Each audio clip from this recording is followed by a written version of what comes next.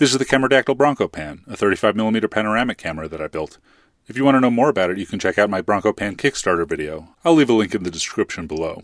In this video, I'm going to show some of the photos that I took with the Brancopan during the first few months that I owned it.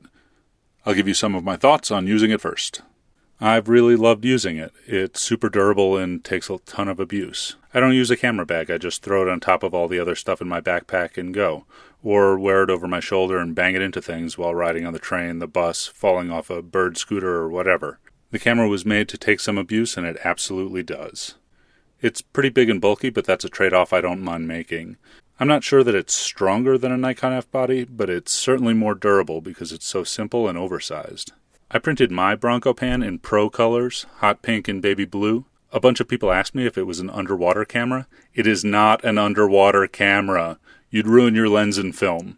You could, however, dunk this bad boy in water, maybe even salt water, dry it out, and it would certainly work just fine. I got a medium amount of sand in mine in the Bisty Badlands in New Mexico, and it didn't seem to mind one bit. I broke a Canon AE-1 on the first day I owned it once. A few silica-based granular saboteurs found their way inside from the beach. My Brancopan draws a lot of attention. I made one for a friend of mine in all black. He works on movie sets, and I think only the camera department noticed it, but then again, it's their job to maintain and assemble cameras worth more than me every day. Walking around with a hot pink and blue camera has been interesting. I mainly have used it for either backpacking trips or shooting street photos. The wildlife certainly doesn't mind too much at 13,000 feet what color my camera is, but one day in Montreal I was stopped 5 or 6 times. I met a photo professor, a photographer, and a bunch of other American tourists. That being said, it didn't really spoil any of my pictures. The camera's fast to use and I keep it in my right hand with a strap on my wrist. I scale focus, and at f/16 outdoors with my 65mm lens, everything from about 5 feet to infinity is in focus. So I just put the thing up to my eye, press the shutter button. Couldn't possibly be much faster. I spent a few hours on top of Mount Royal in Montreal, taking pictures of people taking selfies in front of the famous view. The camera didn't really get in the way at all. I'm working on a lifetime photo project where I always like to take pictures of people taking selfies in famous places. It's kind of like an Instagram version of the Kodak moment. I think I'll call it Selfie City, but that's another video. This is one of my favorite junkyard or scrap yards in the South Valley in Albuquerque, with part of the dump trucks in the back. In the top right, you can see the Sandia Ridge on the east side of Albuquerque. I've flown a lot with the camera. I've been to Montreal and New York and Madrid and Ibiza and Bilbao and Malaga and Barcelona over the last couple of months. I've gone through about 15 airport scanners, and I can explain film of high sensitivity in many languages. This picture was taken out the window as I was about to land in Montreal a few months ago. This picture was taken on the streets of Montreal. I really like it. I think it makes good use of the aspect ratio of the camera. It reminds me of a film still. I took this picture at a rest stop over the pass between Silverton and Ouray in Colorado. I was headed up on a backpacking trip into those mountains. I took the camera up into the mountains on the Continental Divide Trail. I just sleep in a bivy sack when I'm out, so I don't really have much room inside of my tent or sack to put things like backpacks and cameras overnight. I left the Brancopan out on the grass next to my sleeping bag one night and woke up with it covered in frost. Once the shutter warmed up, the thing was fine. Kept on taking pictures for the whole rest of the vacation and months to come. Still working. This is the second day of a backpacking trip that I was on with a couple of buddies. Here we're just getting up to the Continental Divide Trail, and there's snowfields still on the mountaintops. This photo shows some of the manufacturing issues I had with the earliest prototype. You can see a tiny piece of plastic filament on the top right corner of the frame from where I hadn't properly trimmed the film gate. Also, there's a bunch of scratches through the frame where I needed to sand part of the film gate smooth, but spending 5 minutes smoothing the film gate and adjusting the pressure plate tension turns out to be really important if you don't want scratched film. We were planning about a 5-day trip up on the Continental Divide in Colorado, but while my camera could take the frost, the rest of us could not. Also, most of my buddies were from sea level, and I was hurting the most from altitude sickness around 13,000 feet, so we headed down to one of my favorite spots, Bisty Badlands in New Mexico, not super far from where we were. Bisty's filled with hoodoos and crazy moon-looking rocks. One thing it is not filled with is vegetation or shade. At some point during this day, we all had to find individual rocks that we could crawl under to escape the sun that was about 95 degrees. Bisty Badlands is a national forest and is loosely managed by the BLM, I believe. There are no trails officially, so there's a lot of figuring out where you gotta go and scrambling up and down things for a good view. I carry a GPS out there, but I've never needed it. I did once mark a bone that I found sticking out of a rock. I don't know if it was a dinosaur or a really, really, really old fossilized horse or something, but it looked to be a femur or maybe a tibia or fibia of something pretty big. Here's a view from the top of some hoodoos looking out on the landscape. I think at this point we were trying to figure out where to go. In fact, I know it. We were trying to figure out where to go all day. We had just been sitting under some rocks that are kind of under what I'm standing on, trying to get out of the sun for a few hours at midday while it was stupid hot. In this photo, you can see one of my early prototype camera flaws. Along the edge of the image, there's a little loop of 3D printed filament that wasn't quite trimmed perfectly. It led to not a perfect edge. Also, the tray on my scanner is a little bit too narrow for 35mm film, and so it's really hard for me to get the outer frames on the top and bottom. But one of these days, I'm going to invent some better scanning techniques.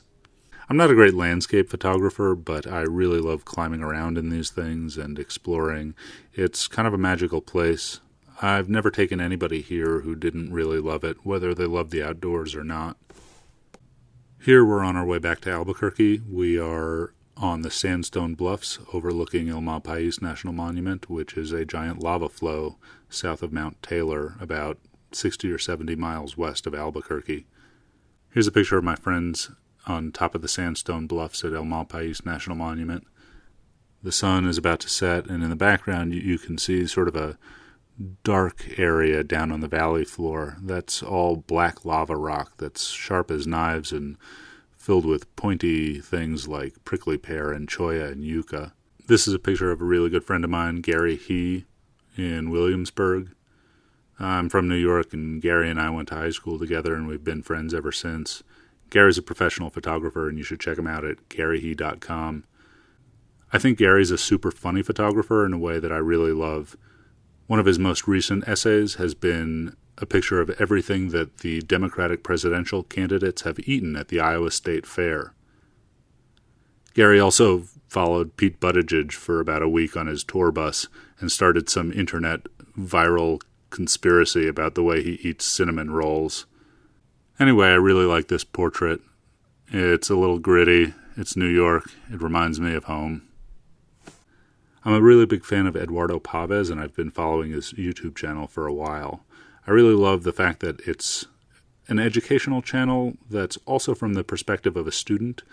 I got really lucky on a trip to New York recently, and I met up with Ed in Columbus Circle. I was waiting for him for about a half an hour sitting in the center in the morning, and this guy was just sleeping right across from me. When I took the picture, I was waiting for the fountains in the background, although the bus with the sign that says Zero Guilt perfectly positioned in the background, I didn't even know it was there until I scanned the film. I took this picture on my way into Bryant Park just after crossing the street. Eduardo and I were about to find a table and sit down so that I could show him my camera, and I wanted to finish the roll just to unload the camera so I could show him the inside and let him shoot a roll. I'm really proud of this picture, not because it's a good picture, but because I got to take it. Eduardo was super gracious and met up with me and hung out for a day in New York and looked at some of my cameras, and we got to talk about all sorts of things. We're sitting at a little garden table together in Bryant Park, and I think it's just a little bit too close for the 65mm lens that I always use. I'd like to use a little bit wider of a lens for this sort of 2 or 3 foot away portraiture. I think a 65 is a little long for it, but it's great at about 4 to 6 feet.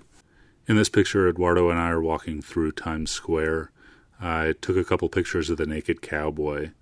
I've known about the naked cowboy since I was in high school, which is 15, 20 years ago, and he's looking as ripped as ever. I, however, am quite pudgier. I have a great picture of my friend Anna giving the naked cowboy a kiss on her 18th birthday when we were seniors in high school. I made her a big print of it, and I wonder if she still has it. It was really funny then, and I always love seeing this guy. Speaking of famous guys on the street of New York that I love running into, here's a snap of Louis Mendez outside of B&H. I first took Louis' picture maybe 20 years ago almost. I was in my late teens, I had a Fuji S2, and I saw him just standing on a street corner. He wasn't Instagram famous, there wasn't even Instagram. Anyway, I snuck a shot as I walked by, shooting at chest level, and he said to me, "Sneaky." He was clearly entertained by it, and we shared a smile, and I've been a fan of that guy ever since. It's been really, really nice to see him popping up on Instagram and the internet everywhere as sort of a famous fixture of New York. I really love running into characters, both from my previous life and maybe from the internet a little bit. I think Colson Whitehead wrote about the idea that you only really ever are from a city when you remember a city that no longer exists. I'd love to go back to live in New York, but I'd need a time machine to go back to 1995. This picture of Louis really brings me back, even though I only shot it a few months ago.